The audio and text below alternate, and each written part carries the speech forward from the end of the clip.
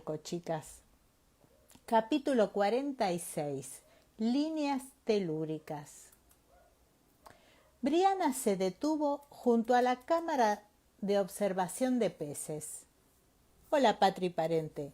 Aún no era temporada de cría, la época en que, según le habían contado, los grandes salmones subían como un enjambre por los canales de la escala para peces que les permitía trepar por la presa de Pitoki. Sin embargo, de vez en cuando, un destello plateado aparecía tan de repente que casi se le paraba el corazón, luchando momentáneamente con fuerza contra la corriente antes de ascender a toda velocidad por el tubo que conducía al siguiente tramo de escala. La cámara en sí era una pequeña construcción blanca encastrada en el lateral de la escala para peces, con una ventana cubierta de algas. Se había detenido allí para poner en orden sus pensamientos, o más bien para reprimir alguno de ellos antes de entrar a la presa. Preocuparse por algo que ya había sucedido era una tontería, y de hecho sabía que sus padres estaban bien, o por lo menos se corrigió, que se habían marchado del fuerte Ticonderoga. Quedaban muchas cartas. Y podía leer también esas cartas y averiguar lo que había sucedido en cualquier momento. Eso era lo que hacía tan ridícula su reacción. Suponía que no estaba realmente preocupada, solo aturdida. Las cartas eran maravillosas, pero al mismo tiempo era absolutamente consciente de lo mucho que incluso la carta más completa dejaba de contar. Y según el libro de Roger, el general Burgoyne había salido de Canadá a principios de junio con el plan de dirigirse hacia el sur y unirse a las tropas del general Howe, dividiendo las colonias esencialmente en dos. Y el 6 de julio de 1777 se había detenido a atacar el fuerte Ticonderoga. ¿Qué? «Coinhadansin», dijo una voz a sus espaldas.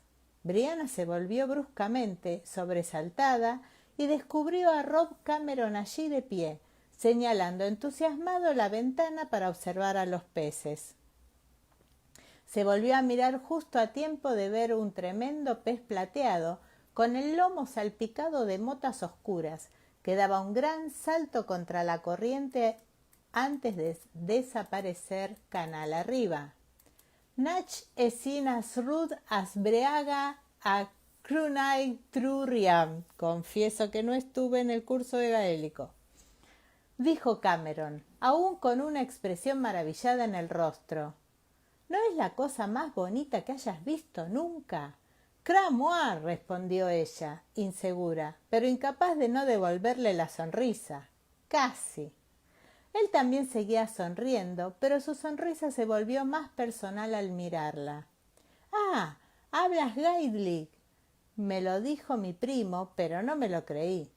«Con ese acento de Boston tan correcto», dijo arrastrando las sílabas para imitar lo que estaba claro que él creía era el acento bostoniano. «Sí, aparca tu coche en los jardines de Harvard», repuso ella con un auténtico pero exagerado acento de Boston. Él estalló en carcajadas. «¿Cómo lo haces? No hablas gaelic con ese acento». «Quiero decir que tienes acento, pero es un acento distinto.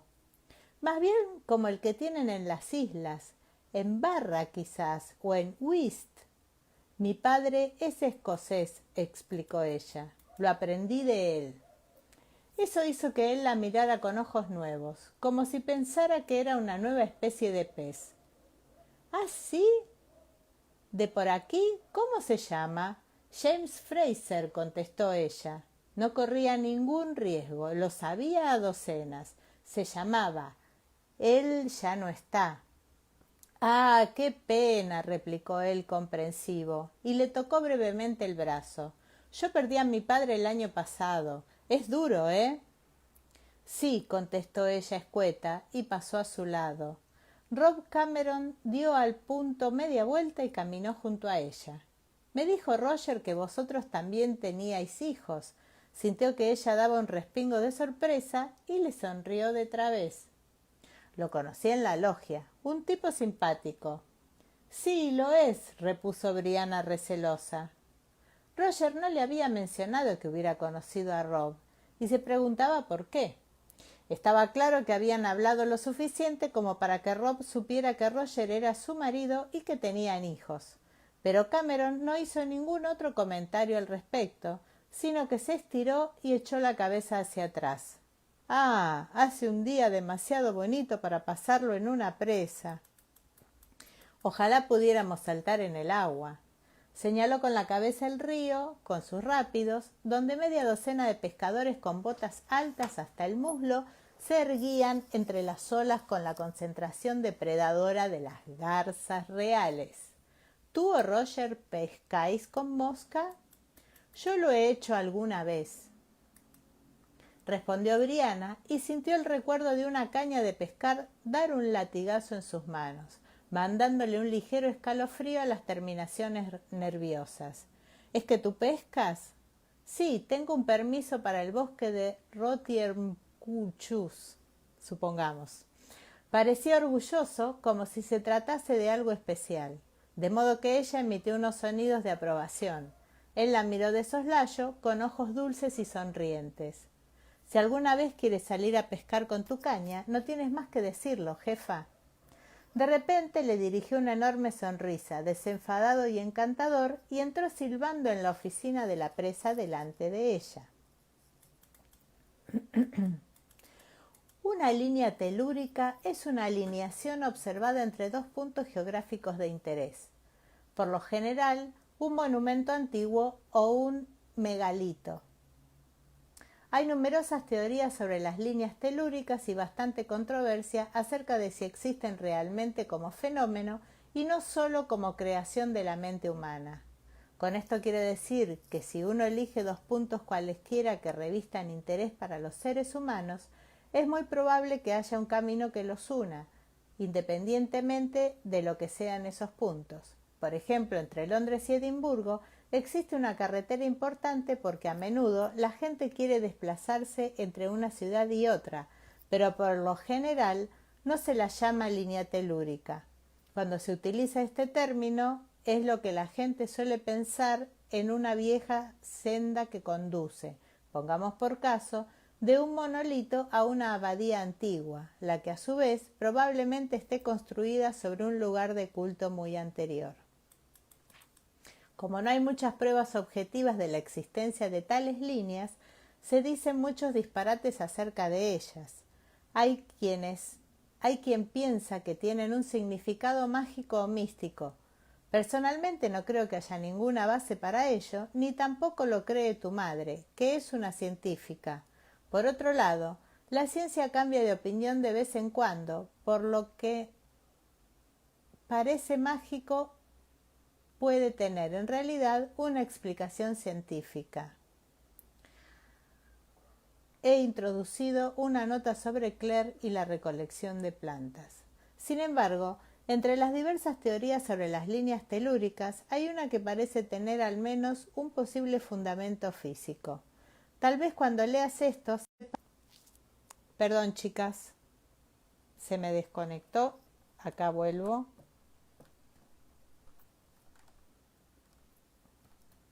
Seguimos.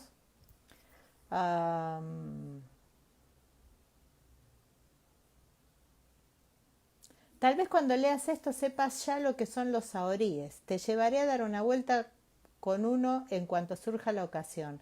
No obstante, por si acaso, te diré que un saorí es una persona que puede detectar la presencia de agua bajo tierra o a veces la presencia de objetos metálicos como por ejemplo el mineral en las minas.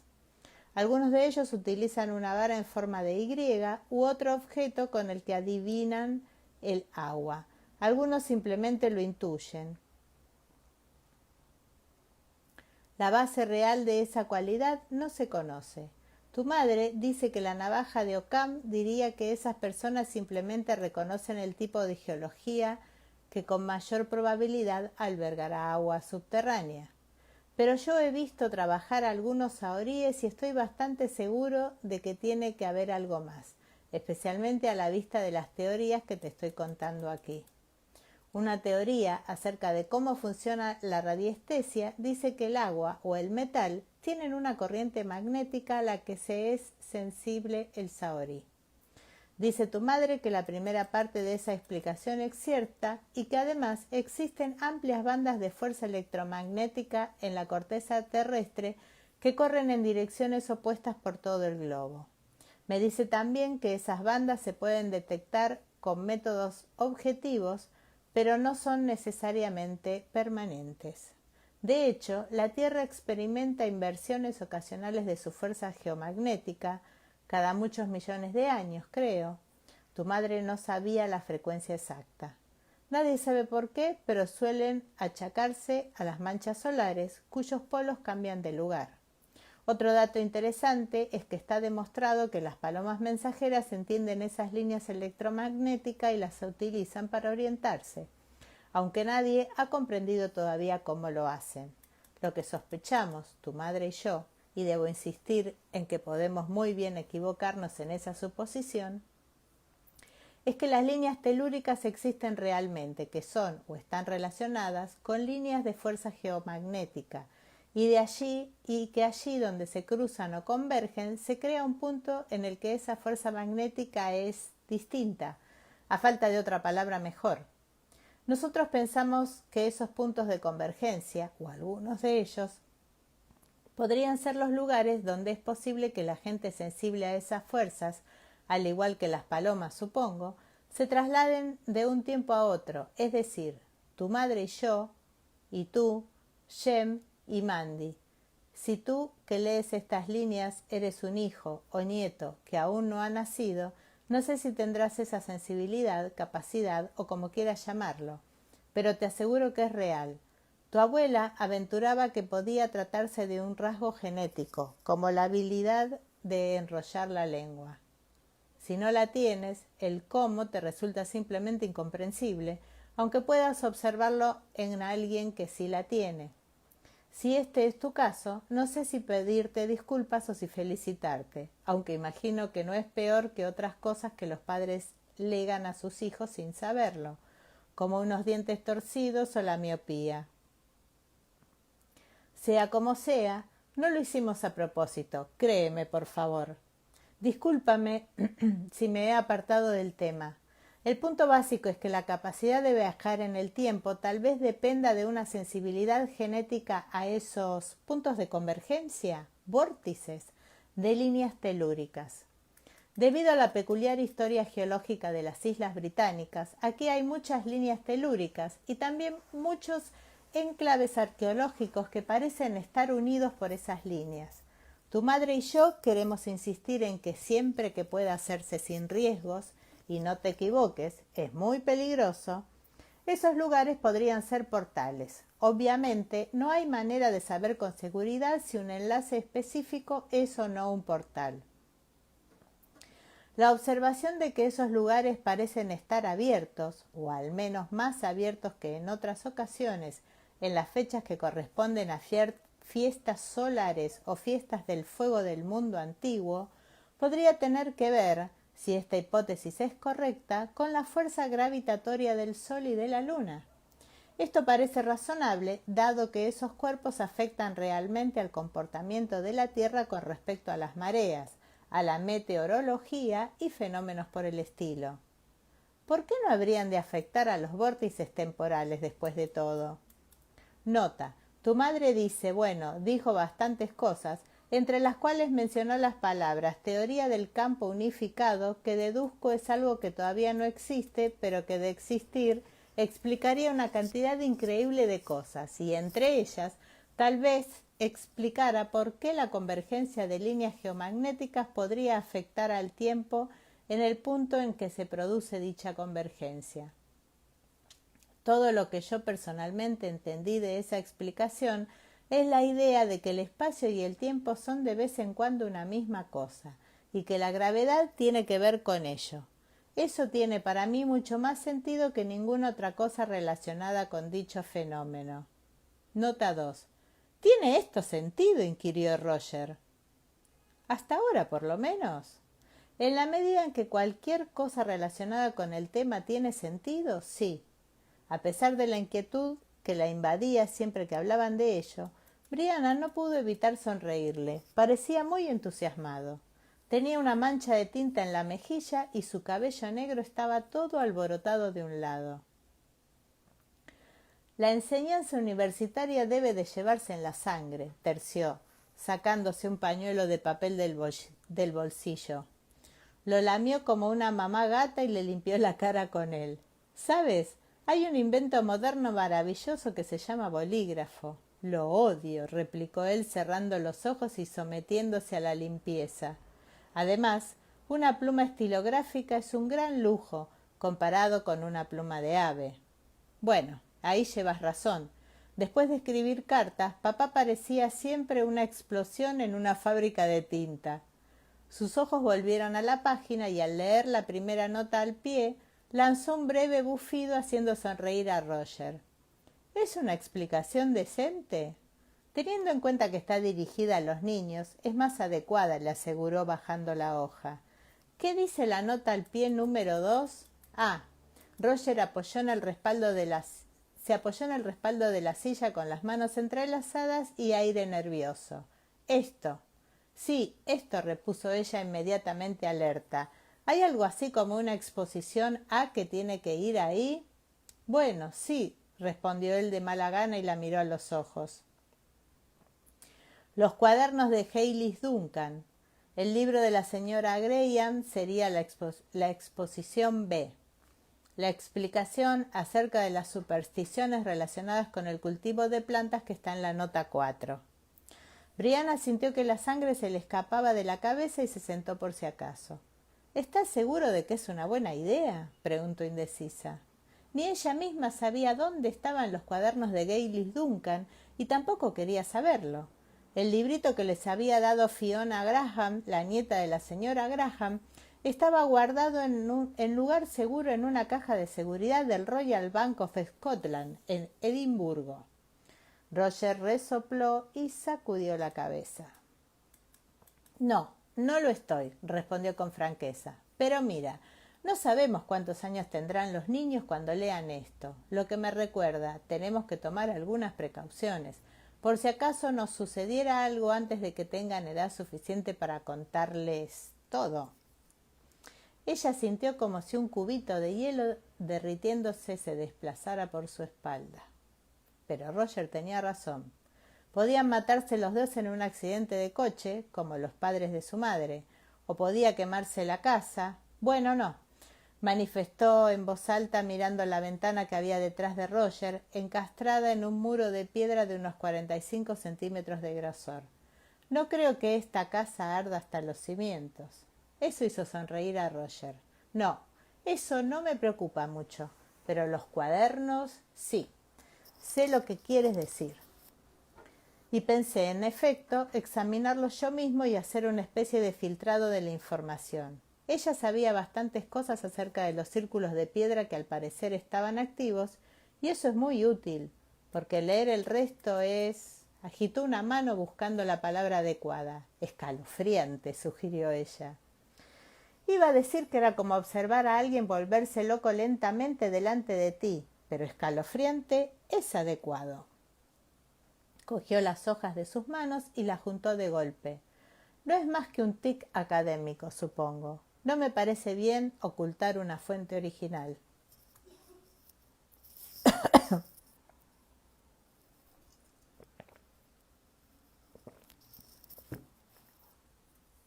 Perdón.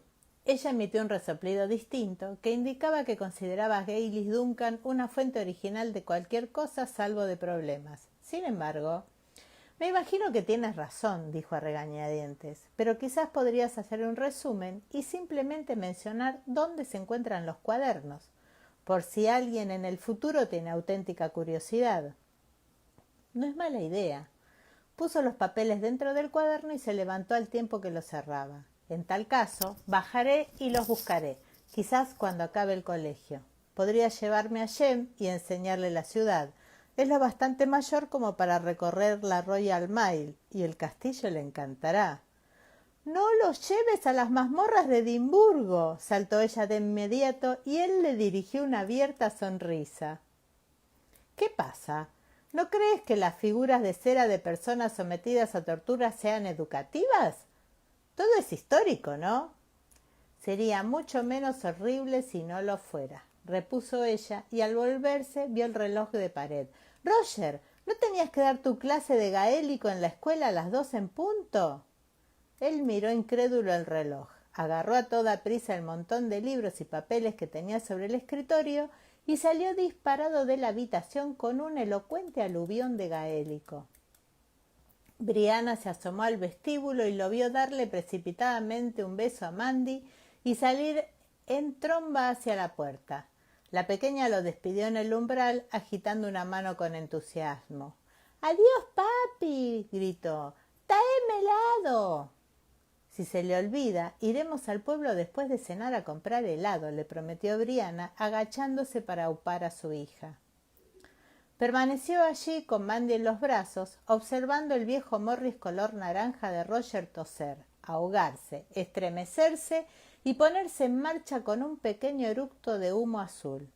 Frunció ligeramente el ceño al verlo, pensando que debía comprarle un juego de bujías nuevas, pero le dijo adiós con la mano cuando él sacó la cabeza por la ventanilla en el recodo del camino para sonreírles.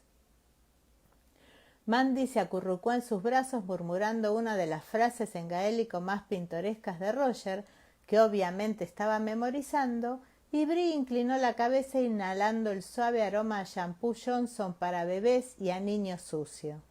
Sin duda, lo que estaba haciendo que se sintiera inquieta era la mención de Gaylis Duncan.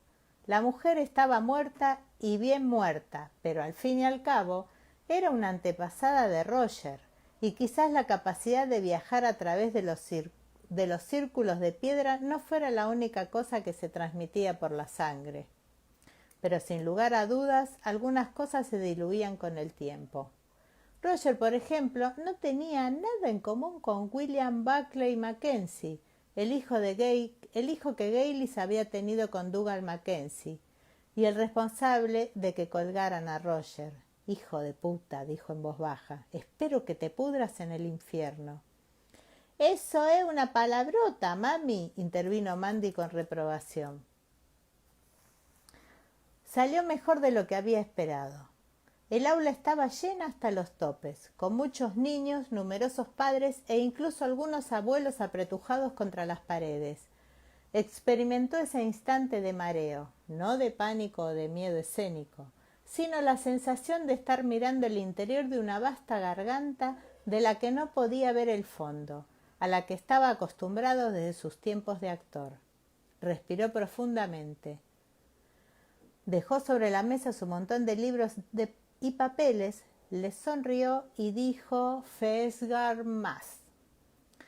Con eso bastaba siempre. Pronunciabas o cantabas las primeras palabras y era como si hubieras agarrado un cable de alta tensión. Una corriente se establecía de pronto entre él y el público y las palabras siguientes parecían llegar de ninguna parte, fluyendo a través de él como el estrépito del agua a través de una de las gigantescas turbinas de Brie. Después de una o dos palabras de introducción, empezó a hablar del concepto del insulto en gaélico, pues sabía por qué habían venido la mayoría de los chiquillos. Unos cuantos padres arquearon de golpe las cejas, pero pequeñas sonrisas de complicidad aparecieron en los rostros de los abuelos. «En Gatlin no tenemos palabrotas como en inglés», explicó. «En gaélico». Y le sonrió a la clara cabeza rubia de expresión vivaz de la segunda fila, que debería ser el pequeño cabrón de Glasgow que le había dicho a Jimmy que iba a ir al infierno. «Lo siento, Jimmy». Lo que no significa que no podamos expresar lo que pensamos de alguna otra manera clara y contundente, prosiguió en cuanto las risas se extinguieron.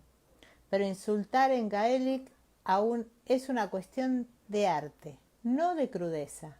Eso también arrancó a la gente mayor un montón de carcajadas y las cabezas de varios de los niños se volvieron a sus abuelos asombrados. Por ejemplo, una vez le oí decir a un granjero cuyo cerdo se había metido en la malta remojada que había preparado para hacer licor, que esperaba que los intestinos le reventaran la barriga y se lo comieran los cuervos. Los chiquillos lanzaron un impresionado «¡Oh!» y Roger esbozó una sonrisa y continuó suministrando versiones editadas de las cosas más creativas que le había oído decir a su suegro de vez en cuando.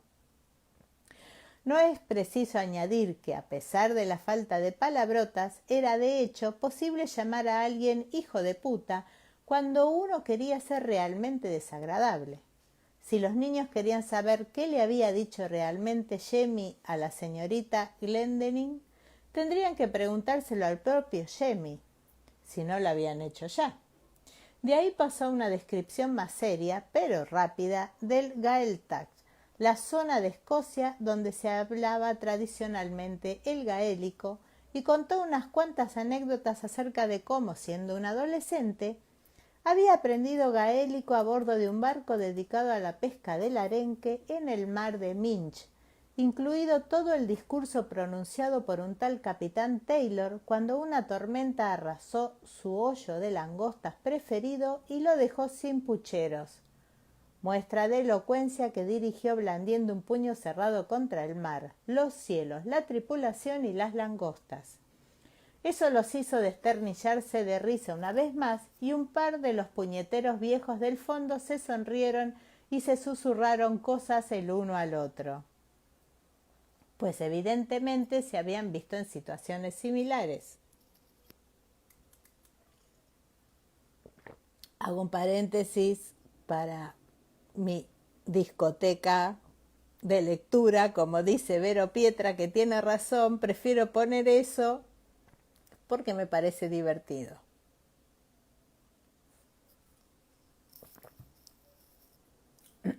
Pero el gaelic es una lengua, dijo cuando las risas volvieron a callar, y eso significa que su función principal es la comunicación, que las personas hablen unas con las otras. ¿Cuántos de vosotros habéis oído cantar verso a verso? Y canciones de fieltrar. Se oyeron unos murmullos de interés. Algunos sí las habían oído, otros no. De modo que les explicó lo que era fieltrar. Todas las mujeres, trabajando juntas, apretando, estirando y amasando la tela de lana mojada para hacerla fuerte y resistente al agua, porque antiguamente no había impermeables ni botas de agua, y la gente tenía que estar al aire libre día y noche, hiciera el tiempo que hiciese, atendiendo a sus animales o cuidando de sus cosechas. Ahora tenía la voz bien caliente. Pensó que lograría cantar una breve canción de fieltrar y, abriendo rápidamente la carpeta, cantó el primer verso y el estribillo y luego se lo hizo cantar también a ellos. Cantaron 4 versos y después, como notaba que empezaba a acusar el esfuerzo, concluyó. Claro, todavía tiene la garganta lastimadita. Mi abuela solía cantarla, gritó impulsivamente una de las madres, y luego se puso roja como un tomate cuando todo el mundo la miró. ¿Vive aún su abuela?, inquirió Roger, y al ver su azorado gesto negativo observó. Bueno, en tal caso tendré que enseñársela, y usted puede enseñársela a sus hijos. Una cosa así no puede perderse, ¿verdad?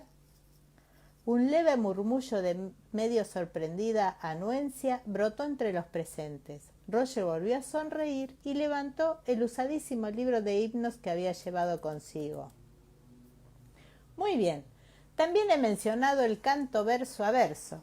En las islas todavía es posible oírlo los domingos en la iglesia. Vayan a Stornoway, por ejemplo, y lo oirán. Es una manera de cantar los salmos que se remonta a cuando la gente no tenía muchos libros, o quizás no muchos de los miembros de la congregación sabían leer. Así que había un chantre, cuya tarea era cantar el salmo verso a verso, y después la congregación se lo repetía cantando. Este libro, mostró a todos el himnario, perteneció a mi padre, el reverendo Wakefield. Tal vez algunos de ustedes lo recuerden, pero originalmente perteneció a otro pastor, el reverendo Alexander Carmichael. Él, y procedió a hablarles del reverendo Carmichael, que había peinado las Highlands y las islas en el siglo XIX, hablando con la gente, insistiéndoles en que le cantaran sus canciones y le hablaran de sus costumbres, recogiendo himnos, encantamientos y conjuros de la tradición oral, allí donde podía encontrarlos, y que había publicado esa gran obra de erudición en varios volúmenes llamado Carmina Gadélica.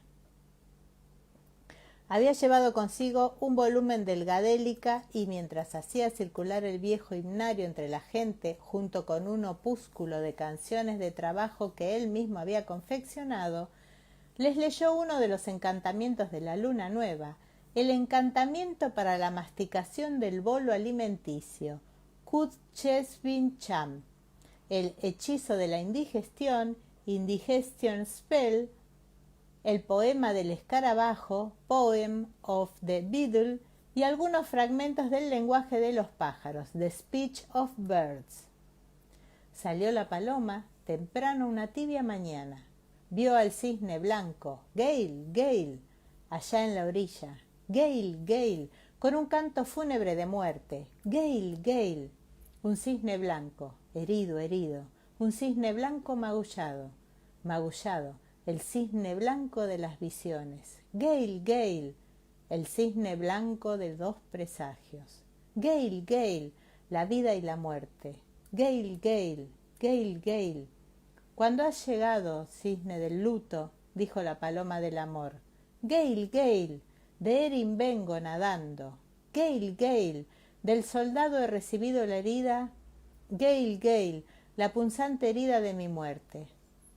Cisne blanco de Erin, amiga soy de los necesitados. El ojo de Cristo vigilará tu herida. Gale, Gale, el ojo del cariño y de la compasión, el ojo de la bondad y del amor, y te curará. Gale, Gale, cisne de Erin, no sufrirás ningún daño. Sanarás de tus heridas. Gale, Gale, señora de la ola, señora del lamento, señora de la melodía. Gloria a Cristo, al Hijo de la Virgen, al gran alto Rey, que tu canto sea para Él, que tu canto sea para Él. Gale, Gale. La garganta le dolía de un modo casi insoportable de hacer el canto del cisne, desde el grave quejido del cisne herido hasta el grito triunfante de las últimas palabras, y al final se le quebró la voz, pero sonó triunfante a pesar de todo y la sala estalló en aplausos. Entre el dolor... Ay, sí, yo le pediría más cosas a Roger, Blanca. Entre el dolor y la emoción, realmente no pudo hablar por unos instantes, así que en su lugar hizo una reverencia y sonrió, e hizo otra reverencia entregándole en silencio el montón de libros y carpetas a Jimmy Glasscock para que los hiciera circular mientras el público se arremolinaba para felicitarlo. «Tío, ha sido fantástico», dijo una voz medio conocida, y al levantar la vista vio que se trataba de Rob Cameron, que le estrujaba la mano con los ojos brillantes de entusiasmo. La sorpresa de Roger debió de reflejarse en su rostro, pues Rob hizo un gesto con la cabeza en dirección al chiquillo que tenía a su lado, Bobby Hurrack, a quien Roger conocía bien del coro, un soprano desgarradoramente puro y un diablillo si no lo vigilabas con atención. «He traído al pequeño Robbie», señaló Rob con el crío firmemente cogido de la mano, como observó Roger. «Hoy mi hermana tenía que trabajar y no ha podido tomarse el día libre. Es viuda», añadió a modo de explicación tanto de la ausencia de la madre como de su propia presencia. «Gracias», logró decir Roger afónico, pero Cameron simplemente le estrechó de nuevo la mano y cedió el paso al siguiente admirador. Entre la multitud había una mujer de mediana edad a quien no conocía, pero que sí lo reconoció a él. «Mi marido y yo lo vimos cantar una vez en los Juegos de Inverness», dijo en un tono educado, «aunque entonces utilizaba usted el nombre de su difunto padre, ¿no es así?» «Sí, así es», respondió Roger con el color de sapo al que su voz había quedado reducida en esos momentos. ¿Usted tiene algún nieto? Hizo un gesto vago señalando al enjambre zumbón de chiquillos que se apiñaban alrededor de una señora mayor que, sonrojada de placer, les estaba explicando la pronunciación de alguna de las extrañas palabras gaélicas del libro de cuentos. Sí, repuso la mujer, pero nada la distraía de lo que le llamaba la atención, que era la cicatriz de su garganta. ¿Qué le ha pasado?, preguntó con simpatía. ¿Es permanente? Fue un accidente, contestó Roger. Me temo que sí. La lástima se reflejó en forma de arruguitas en el rabillo de los ojos y meneó la cabeza. Oh, qué pena, dijo. Tenía usted una bonita voz. Lo siento mucho. Gracias, replicó él, porque era lo único que podía decir. Y entonces ella se marchó y él siguió recibiendo los elogios de gente que nunca lo había oído cantar, antes. Más tarde le dio las gracias a Lionel Menzies, que se encontraba de pie junto a la puerta despidiendo a la gente, resplandeciente como el director de un circo de éxito. Ha sido maravilloso, lo felicitó Menzies, cogiéndole cálidamente la mano. Mejor incluso de lo que esperaba. Dígame, ¿consideraría hacerlo otra vez? ¿Otra vez?, rió Roger, pero se puso a toser a la mitad. Casi no pude terminar esta. Tonterías. Menzies desechó su observación. Una copa le arreglará la garganta. ¿Por qué no viene al pub conmigo?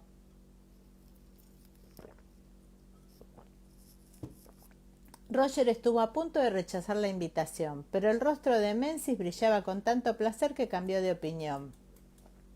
El hecho de estar bañado en sudor, hablar en público siempre le subía varios grados la temperatura corporal, y de tener una sed digna del desierto de Gobi no tuvo nada que ver con ello, por supuesto. Bueno, solo una, dijo y sonrió. Cuando cruzaban el aparcamiento, dice acá, yo digo el estacionamiento, una pequeña camioneta azul muy abollada se acercó a ellos y Rob Cameron se asomó a la ventanilla y los llamó. ¿Te ha gustado, verdad, Rob?, preguntó Menzies aún sonriente. Me ha encantado, contestó Cameron, a todas luces sincero. Un par de cosas, Rob. Quería preguntarte si tal vez me prestarías esas viejas canciones que tienes. Siegfried MacLeod me enseñó las que arreglaste para él. Roger se quedó algo extrañado pero complacido. Sí, claro, repuso. No sabía que fueras un fan, bromeó. Me encantan todas las cosas antiguas, replicó Cameron. Serio por una vez. Te lo agradecería mucho de verdad. Muy bien, pues pásate por casa. El fin de semana quizás. Rob sonrió y se despidió en pocas palabras. Espera. ¿No has dicho dos cosas?, preguntó Menzies. Ah, sí. Cameron se estiró y cogió algo del asiento que había entre Bobby y él. Esto estaba con las cosas en gaélico que hiciste circular, pero parecía como si estuviera entre ellas por error, así que lo aparté. Estás escribiendo una novela, ¿verdad? Le tendió un cuaderno negro, la guía del trotamundos, y a Roger se le encogió la garganta como si le hubiera dado un garrote. Cogió el cuaderno asintiendo con la cabeza sin habla. «Podrías dejármela leer cuando la hayas terminado», sugirió Cameron en tono despreocupado,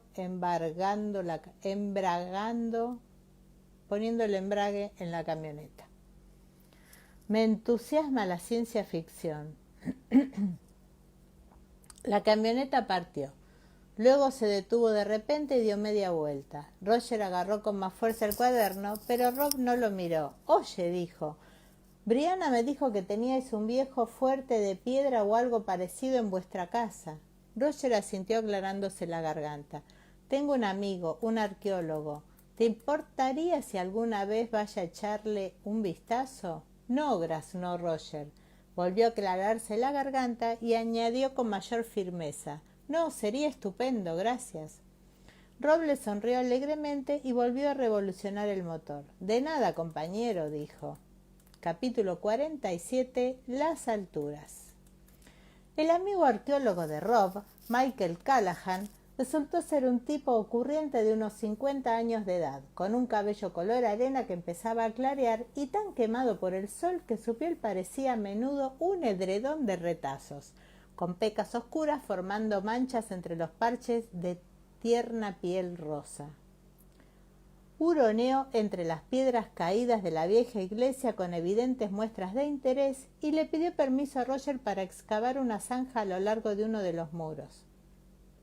Rob, Brianna y los niños subieron un rato a observar, pero el trabajo arqueológico no es un deporte de espectadores, y cuando Jem y Mandy se aburrieron, se volvieron todos a casa a preparar la comida, dejando a Roger y a Mike sumidos en sus excavaciones. «Si tiene cosas que hacer, no lo necesito», señaló Callahan al cabo de un rato mirando a Roger. Siempre había algo que hacer al fin y al cabo. Aquello era una granja, aunque fuera pequeña, pero Roger negó con la cabeza. «Me interesa», repuso, «si es que no estorbo». «En absoluto», contestó Callahan con alegría. «Venga y ayúdeme a levantar esto entonces». Callahan silbaba entre dientes mientras trabajaba, murmurando de vez en cuando para sí, pero no hizo apenas ningún comentario sobre lo que estaba buscando. Lo llamó alguna que otra vez para que le ayudara a retirar unos escombros o a sostener una piedra inestable, mientras él miraba debajo con una pequeña linterna. Pero Roger permaneció casi todo el tiempo sentado sobre el tramo de muro que estaba entero, escuchando el viento. En lo alto de la colina se estaba tranquilo, con esa tranquilidad característica de los lugares salvajes, una sensación constante de discreto movimiento, y le pareció extraño que así fuera. Normalmente uno no tenía esa sensación en los lugares donde había vivido alguien, y estaba claro que en esa colina había habido gente revolviendo la tierra durante muchísimo tiempo, a juzgar por la profundidad de la zanja de Callahan y de los silbiditos de interés que soltaba de vez en cuando como un tití. Brianna le subió unos bocadillos y limonada y se sentó a comer en el muro junto a Roger. «¿Se ha marchado Rob?», preguntó Roger, observando que la camioneta había desaparecido del patio. «Solo para ir a hacer unos recados», respondió ella. «Dijo que no parecía que Mike fuera a terminar pronto», explicó con una mirada al trasero del pantalón de Callahan, que sobresalía entre las ramas de un arbusto mientras él excavaba alegremente debajo. «Tal vez no», dijo Roger sonriendo e inclinándose hacia adelante. La besó con suavidad. Ella emitió un sonido grave de satisfacción con la garganta y dio un paso atrás, pero le cogió la mano por unos instantes. «Rob me preguntó por las viejas canciones que arreglaste para Sandy McLeod», le informó mirándolo de reojo. «¿Le dijiste que podía verlas?» «Ah, sí, lo olvidé, claro. Si no estoy abajo cuando vuelva puedes enseñárselas tú. Los originales están en el último cajón de mi archivador, en una carpeta con una etiqueta que dice Seblas». Brianna asintió y se marchó colina abajo con los pies calzados con playeras tan seguras como los de un ciervo sobre el camino pedregoso y el cabello cayéndole sobre la espalda, recogido en una coleta del color de la piel de ese mismo ciervo. A medida que transcurría la tarde, Roger fue sumiéndose en un estado casi de trance, mientras su cabeza se movía perezosamente y su cuerpo con no mucha más energía, acercándose sin prisa a echar una mano cuando se lo necesitaba, intercambiando las palabras justas con Callahan, que parecía igualmente aturdido. La neblina flotante de la mañana se había espesado y las frías sombras que se proyectaban entre las piedras se desvanecían con la luz. El aire era fresco y le dejaba un rastro húmedo sobre la piel, pero no había rastro de lluvia. Casi podías sentir las piedras alzarse a tu alrededor, pensó, volviendo a ser lo que fueron. Observó idas y venidas abajo en la casa, puertas que se cerraban de golpe, Brianna que tendía a la colada de la familia, los críos y un par de chiquillos de la granja vecina que habían ido a pasar la noche con Jem, todos correteando por el cementerio y los cobertizos, jugando a una especie de corre que te pillo al tiempo que hacían mucho ruido, lanzando unos gritos tan fuertes y penetrantes como los de las águilas pescadoras. En una ocasión miró hacia abajo y vio el camión de los almacenes House and Household, que venía presumiblemente a entregar la bomba para la desnatadora, ya que Roger vio a Brianna guiar al conductor hasta el interior del granero, pues aquel no veía por dónde andaba con la enorme caja en los brazos. Alrededor de las 5 se levantó una fuerte brisa y la bruma comenzó a disiparse. Como si eso fuera una señal que despertara a Callahan de su sueño, el arqueólogo se irguió. Se quedó un momento parado mirando algo que había en el suelo y luego agitó la cabeza. Bueno, tal vez no se trate de un yacimiento antiguo, manifestó saliendo de su zanja y gimiendo mientras se inclinaba adelante y atrás, estirando la espalda. Pero la estructura no lo es. Probablemente la construyeran en los últimos 200 años, aunque quien quiera que la edificara utilizó piedras mucho más viejas para su construcción. Es probable que las trajera de otro lugar, aunque algunas podrían pertenecer a una estructura anterior levantada en este mismo sitio. Le dirigió a Roger una sonrisa. La gente de las Highlands es ahorrativa. La semana pasada en Dornoch vi un granero, en cuyos cimientos había una vieja piedra picta y un suelo hecho con ladrillos procedentes de un baño público derruido. Haciéndose visera con la mano, Callahan miró hacia el oeste, donde ahora la niebla flotaba sobre la orilla lejana. Las alturas, dijo en tono pragmático, los antiguos siempre elegían las alturas. Ya fuera para construir un fuerte, ya para un lugar de culto, siempre subían a lo alto. ¿Los antiguos?, inquirió Roger, y sintió que se le erizaban ligeramente los pelos de la nuca. ¿Qué antiguos? Callahan se echó a reír, meneando la cabeza. No lo sé, los pictos quizás. Lo único que conocemos de ellos son los restos de construcciones de piedra que dejaron aquí y allá. Ellos o la gente que vino antes que ellos. A veces un pedazo de algo que sabes que fue obra del hombre o que por lo menos colocó el hombre. Pero no puedes situarlo en una cultura conocida. Los megalitos, por ejemplo, las piedras verticales. Nadie sabe quién las colocó así ni para qué. Ah, no, murmuró Roger. ¿Sabe usted qué tipo de lugar era este? Me refiero a si lo construyeron para la guerra o para el culto. Callahan negó con la cabeza. No por lo que se ve en la superficie. Tal vez si excaváramos el yacimiento que hay debajo, pero sinceramente no veo nada que pudiera hacer que nadie quisiera hacerlo. Hay cientos de lugares como este en sitios altos, todos en las Islas Británicas y también en Bretaña. Muchas de ellas antiguas construcciones célticas, de la Edad del Hierro, muchísimo más antiguas. Recogió la erosionada cabeza de la santa y la acarició con algo parecido al cariño. Esta señora es mucho más reciente, quizás del siglo XIII o XIV. A lo mejor era la santa patrona de la familia, legada de una generación a la siguiente a lo largo del tiempo. Le dio a la cabeza un beso breve y natural y se la tendió a Roger con cuidado. Pero por si le interesa y no se trata de un comentario científico, sino tan solo de lo que yo pienso después de haber visto bastantes de estos lugares, si la estructura moderna era una capilla y el yacimiento antiguo que hay debajo probablemente fuera también un lugar de culto. La gente de las Highlands es de costumbres fijas. Puede que construyan un granero nuevo cada 200 o 300 años, pero lo más probable es que lo edifiquen exactamente donde estaba el anterior. Roger dejó escapar una carcajada. Esto es muy cierto.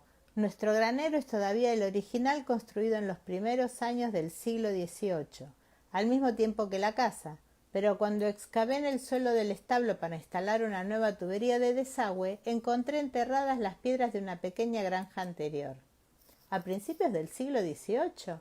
Bueno, en tal caso no necesitarán un tejado nuevo por lo menos en otros 100 años. Eran casi las 6, pero todavía no había empezado a atardecer siquiera.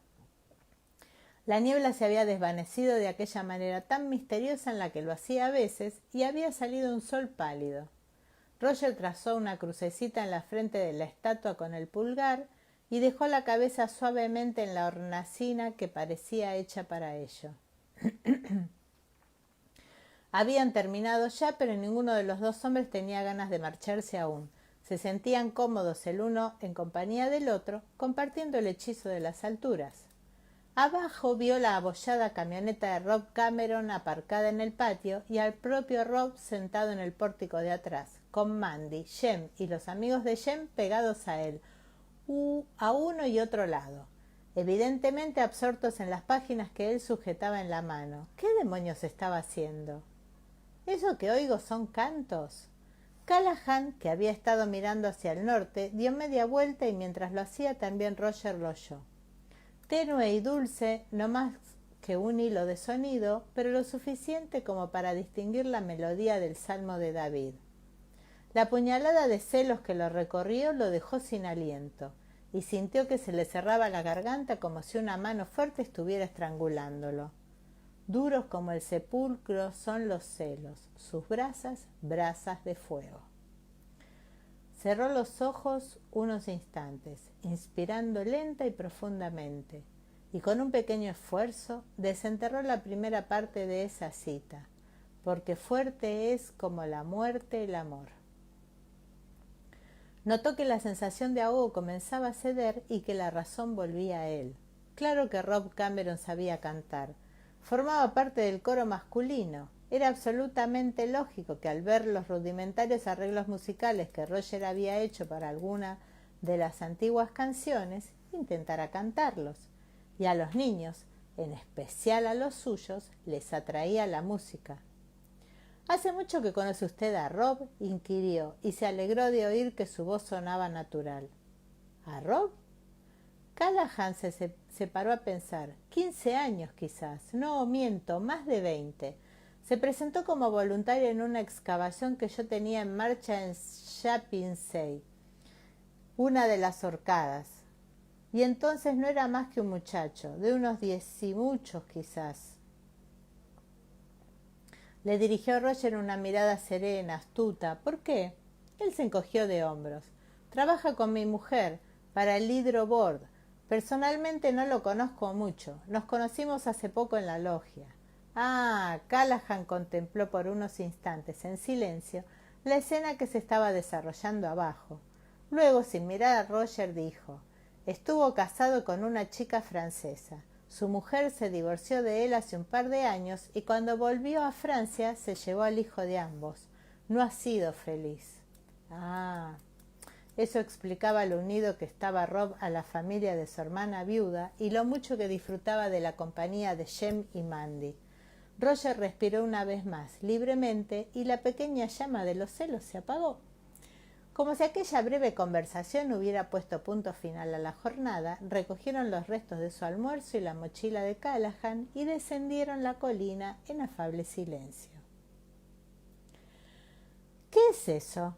Había 2 copas de vino en la encimera. ¿Es que celebramos algo? —Sí —respondió Bree en tono tajante—. Para empezar, que los niños van a irse a la cama. Vaya, ¿se han portado muy mal? Sintió una ligera punzada de culpa, no muy fuerte, por haber pasado la tarde en la alta y fría paz de la capilla en ruinas con Callahan, en lugar de insistirles aquellas cositas locas para que salieran del cementerio. Solo es que están realmente llenos de energía. Lanzó una mirada recelosa hacia la puerta que daba al vestíbulo, a través de la cual el bramido apagado de un televisor llegaba desde el gran salón principal. Espero que estén demasiado agotados como para pasarse la noche saltando sobre las camas. Han comido pizza suficiente como para dejar a 6 hombres adultos en coma durante una semana. Roger le rió la ocurrencia.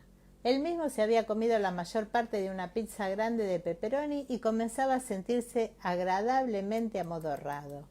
¿Y qué más? Ah, ¿qué más estamos celebrando?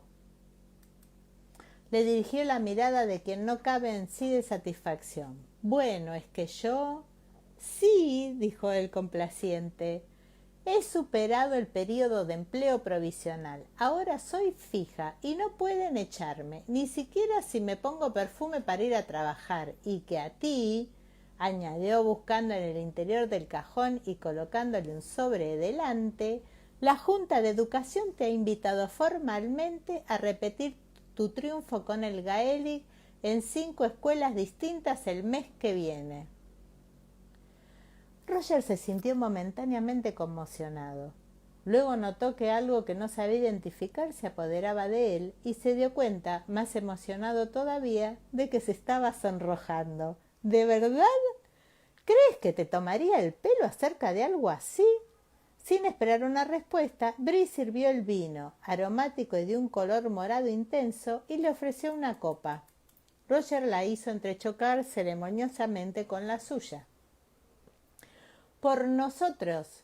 ¿Quién hay como nosotros? Poquísimas personas, contestó ella con un fuerte acento escocés, y están todas muertas. Una vez hubieron mandado a los niños a acostarse, se oyeron unos cuantos golpes en el piso superior, pero una breve aparición de Roger representando el papel del padre severo les puso punto final, y la fiesta de pijama se disolvió en una sesión de cuentos y risitas ahogadas. ¿Se están contando chistes verdes?, inquirió Bree cuando él bajó. Es muy probable. ¿Crees que debería hacer bajar a Mandy? Ella negó con la cabeza. Probablemente ya esté dormida, y si no lo está, el tipo de chistes que cuentan los críos de 9 años no le harán ningún mal. No es lo bastante mayor como para recordar las frases graciosas. Es verdad. Roger cogió la copa que ella había vuelto a llenarle y tomó un sorbo, sintiendo en la lengua el vino suave y denso con su aroma de arándanos y té negro. ¿Cuántos años tenía Jem cuando aprendió a contar chistes? ¿Te acuerdas de cuando comprendió la forma de los chistes pero no entendía bien la idea del contenido? ¿Cuál es la diferencia entre un botón y un calcetín? Lo imitó ella, plasmando a la perfección el desbordante entusiasmo de Jem. ¡Un búfalo! ¡Ja, ja, ja! Roger estalló a carcajadas. ¿Por qué te ríes?, inquirió ella. Estaban empezando a pesarle los párpados y tenía los labios manchados de oscuro. Debe de ser por la manera en que lo cuentas, respondió y levantó el vaso para brindar. ¡Salud! ¡Slante! Roger cerró los ojos respirando el aroma del vino y bebiéndoselo. Comenzaba a tener la agradable ilusión de que podía sentir la tibieza del cuerpo de su mujer, aunque estuviera sentada a cierta distancia. Ella parecía emanar calor, en lentas y pulsantes oleadas. ¿Cómo lo llaman? ¿Cómo se localizan las estrellas lejanas? Un telescopio, repuso ella. No puedes haberte emborrachado con media botella de vino, por bueno que sea. No, no es eso lo que quiero decir. Tiene un nombre, firma de calor. ¿Te parece correcto? Ella cerró un ojo pensando y luego se encogió de hombros. Tal vez, ¿por qué? Tú tienes una. Se miró a sí misma entornando los ojos. No, dos sin lugar a dudas. No estaba borracho ni ella tampoco, pero fuera lo que fuese lo que le sucedía era muy divertido. Una firma de calor, dijo Roger, y alargando el brazo, la cogió de la mano. Estaba bastante más caliente que la suya y estaba convencido de que sentía palpitar despacio el calor de sus dedos, aumentando y disminuyendo con el latido de su corazón. Podría encontrarte en medio de una aglomeración con los ojos vendados. Resplandeces en la oscuridad. Brianna dejó la copa, se dejó caer en su silla y se detuvo de rodillas entre sus piernas, sin tocar el cuerpo de él con el suyo. En efecto, resplandecía. Si cerraba los ojos, Roger podría ver su brillo a través de la camisa blanca que llevaba. Levantó su copa y la apuró. Es un vino estupendo. ¿Dónde lo compraste? No lo compré, lo trajo Rob, como gesto de gratitud por dejarte copiar las canciones, dijo. Es un tipo simpático, repuso él con generosidad. En ese momento lo pensaba de verdad. Brianna se estiró para coger la botella de vino y vertió lo que quedaba en la copa de Roger. Acto seguido, volvió a sentarse sobre los talones y lo miró con ojos de búho, apretando la botella vacía contra su pecho. «Oye, me debes algo». «El estrellato», le aseguró él muy serio, haciéndola reír. «No», replicó ella recuperando la calma. «Dijiste que si traía a casa el casco, me dirías qué estabas haciendo con aquella botella de champán. Me refiero a lo de soplar». «Ah». Roger se quedó pensando unos instantes. Si se lo contaba, cabía la posibilidad de que lo atizara con la botella de vino, pero a fin de cuentas, un trato era un trato, e imaginarla desnuda, salvo por el casco, irradiando calor en todas direcciones, bastaba para hacer que un hombre mandara la precaución al carajo. Estaba intentando ver si podía obtener el tono exacto de los ruidos que haces cuando hacemos el amor y estás a punto de... es algo intermedio entre un gemido y un murmullo muy grave. Ella abrió un poco la boca y un poco más los ojos. La punta de su lengua era de un rojo oscuro. Me parece que fa por debajo de do sostenido, concluyó a toda prisa. Ella parpadeó. ¿Estás de broma? No. Cogió su copa a medio beber y la inclinó levemente, de modo que el borde tocó el labio de ella. Brianna cerró los ojos y bebió despacio. Roger le acomodó el cabello detrás de la oreja, recorriendo lentamente con el dedo toda la longitud de su cuello, observando cómo se movía su garganta al tragar. Acarició con la punta del dedo el fuerte arco de su clavícula. «Te estás calentando», susurró ella sin abrir los ojos. «La segunda ley de la termodinámica». «¿Qué dice?», preguntó Roger bajando también la voz. «La entropía de un sistema aislado que no está en equilibrio tiende a aumentar, alcanzando un máximo cuando está en equilibrio». «¿Ah, sí? Ajá. Por eso un cuerpo caliente cede calor a otro más frío hasta que alcanzan la misma temperatura». Sabía que debía haber un motivo. El piso superior estaba en silencio, por lo que su voz se oía fuerte, a pesar de que hablaba en susurros. De repente ella abrió los ojos, a escasos centímetros de los suyos, y sintió en la mejilla su aliento de arándanos negros, tan caliente como su piel. La botella golpeó la alfombra del salón con un sonido sordo y suave. ¿Quieres que probemos con un mi bemol? Capítulo 48. Henry. 14 de junio de 1977. Le había prohibido a Dottie que lo acompañara. No estaba seguro de con qué se iba a encontrar. Sin embargo, llegado el momento, se quedó sorprendido. La dirección que le habían indicado era una calle modesta en Shermantown, pero la casa era cómoda y estaba muy cuidada, aunque no era muy grande. Llamó a la puerta y lo recibió una joven africana de rostro agradable, vestida de pulcro percal, que abrió mucho los ojos al verlos. Había pensado que sería mejor no ir uniformado, aunque había hombres con el uniforme británico aquí y allá en las calles, prisioneros en libertad condicional quizás, o soldados que llevaban comunicaciones oficiales. En su lugar, se había puesto un buen traje color verde oscuro y su mejor chaleco, que era de seda china dorada, bordado con caprichosas mariposas. Sonrió, y la mujer le sonrió a su vez y se cubrió la boca con la mano para ocultarla.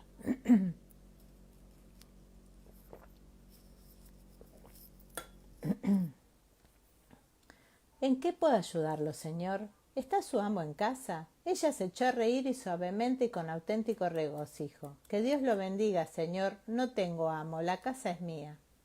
Él pestañeó desconcertado. Tal vez me hayan orientado mal. Estoy buscando a un soldado británico, el capitán Vizconde Asher, Henry Grey se llama. Un prisionero de guerra británico. Ella bajó la mano y se lo quedó mirando con los ojos como platos. Luego su sonrisa regresó, lo bastante amplia como para mostrar dos dientes empastados en oro al fondo de todo de la boca. ¿Henry? Bueno, ¿por qué no lo había dicho antes, señor? Pase, pase. Y antes de que pudiera apoyar el bastón en el suelo, lo hizo pasar rápidamente, subir una estrecha escalera y entrar en un pulcro cuartito donde encontró a su sobrino Henry, tendido de espaldas y desnudo de cintura para arriba, con un hombrecillo narigudo vestido de negro que le palpaba la barriga, surcada de un montón de cicatrices de aspecto brutal. «Le ruego me disculpe», atisbó por encima del hombro del hombre narigudo y saludó con la mano con precaución. «¿Cómo está, Henry?»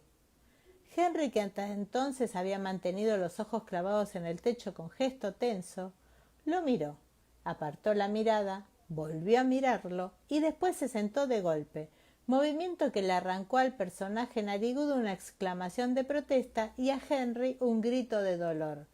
«¡Oh, Dios mío! ¡Oh, Dios mío!». Henry se dobló en dos, agarrándose el vientre con los brazos y con el rostro crispado de dolor. Grey lo agarró por los hombros, intentando con cuidado que volviera a acostarse. Henry, querido, perdóname, no quería. ¿Y usted quién es, señor? Gritó el hombre narigudo, muy enfadado, poniéndose de pie y enfrentándose a Gray con los puños apretados. Soy su tío, le informó Gray escuetamente. ¿Quién es usted, señor? ¿Un médico? El hombrecillo sirvió con dignidad. Claro que no, señor. Soy un saorí, Joseph Honeycutt, señor, saorí profesional. Henry seguía doblado por la mitad, jadeando, pero parecía estar recuperando un poco el aliento. Gray le tocó la espalda desnuda con suavidad. Tenía la piel tibia, un poco sudorosa, pero no parecía tener fiebre. Lo siento, Henry manifestó. ¿Crees que sobrevivirás? Henry, dicho sea en su honor, logró soltar una jadeante carcajada. Pasará, dijo con esfuerzo. Solo tardaré un minuto. La mujer negra de cara agradable se asomaba a la puerta mirando a Gray con ojos penetrantes. Este hombre dice que es tu tío, Henry, ¿es cierto? Él asintió, jadeando ligeramente. Lord John Gray, te presento a la señora Mercy Woodcock. Gray le dirigió puntillosamente una reverencia, sintiéndose algo ridículo. Su más seguro servidor, señora, y suyo, señor Honeycutt, añadió Cortés, volviendo a inclinarse. ¿Puedo preguntarte, dijo irguiéndose, por qué un saorí te está palpando el abdomen, Henry? Vaya pregunta, para encontrar el pedazo de metal que le está causando problemas a este pobre joven, por supuesto, repuso el señor Honeycutt, mirando por encima de su larga nariz, pues eran bastantes centímetros más bajo que Gray. Yo lo llamé señor, su señoría, quiero decir. La señora Woodcock había entrado ya en la habitación y lo estaba mirando con una débil expresión de disculpa. Los cirujanos no tuvieron suerte y tenía mucho miedo de que la próxima vez lo mataran. Ahora Henry había conseguido enderezar el cuerpo. Gray lo ayudó a echarse lentamente hacia atrás hasta apoyar la cabeza en la almohada, pálido y sudoroso. No podría soportarlo de nuevo, declaró cerrando momentáneamente los ojos. No puedo. Con el estómago de Henry completamente expuesto a la vista y ahora que tenía ocasión de observarlo con tranquilidad, Gray pudo ver las arrugadas cicatrices de sus heridas de bala y las cicatrices más largas y de bordes limpios practicadas por un médico al abrir en busca del metal. 3. El propio Gray tenía 5 de esas cicatrices que le cruzaban la parte izquierda del pecho, por lo que tocó la mano de su sobrino con gesto comprensivo. ¿Es absolutamente necesario extraer la bala o las balas?, preguntó mirando a la señora Woodcock. Si ha sobrevivido hasta ahora, tal vez esté alojada en un lugar donde... Pero la señora Woodcock agitó la cabeza con decisión. No puede comer, replicó sin rodeos. No puede tragar nada que no sea sopa y no mucha. Y no era más que piel y huesos cuando me lo trajeron, explicó señalando a Henry. Y como puede ver, no es que ahora sea mucho más. No lo era. Henry se parecía más a su madre que a su padre, por lo que solía tener las mejillas coloradas y una complexión bastante fornida. En esos momentos no había ni rastro de ambos rasgos. Se le marcaban claramente todas las costillas. Tenía el vientre tan hundido que los huesos de las caderas sobresalían protuberantes bajo la sábana de lino, y su rostro tenía el mismo color de la sábana, con profundos círculos violáceos bajo los ojos. Entiendo, repuso Gray despacio. Mira al señor Honeycutt. ¿Ha conseguido localizar algo? Pues sí, contestó el saorí, e inclinándose sobre el cuerpo de Henry, puso un fino dedo sobre la barriga del joven con suavidad. Una por lo menos. De la otra no estoy tan seguro todavía. Te lo dije, Mercy, no servirá de nada. Los ojos de Henry seguían cerrados, pero levantó ligeramente la mano y la señora Woodcock la tomó entre las suyas con una naturalidad que hizo parpadear a Gray. Aunque este hombre estuviera seguro, no puedo volver a hacerlo. Prefiero morirme. A pesar de lo débil que estaba, hablaba con absoluta convicción y Gray reconoció la terquedad de la familia. El bonito rostro de la señora Woodcock estaba crispado en un gesto de preocupación. Pareció notar que los ojos de Gray estaban fijos en ella, pues lo miró por unos instantes. Lord John no cambió de expresión, por lo que ella alzó ligeramente la barbilla mirándolo con algo muy parecido al orgullo, sosteniendo aún la mano de Henry. Así que eso es lo que hay, pensó Gray. Bueno, tosió y Henry abrió los ojos. Que sea lo que Dios quiera, Henry manifestó. Te agradecería que no te murieras antes de que pueda traer a tu hermana a despedirse de ti. Y esto es todo por hoy. Gracias, Patricia Parente, por tu mensaje. Les mando un beso grande y mañana seguimos con la continuación de este libro maravilloso. Chao.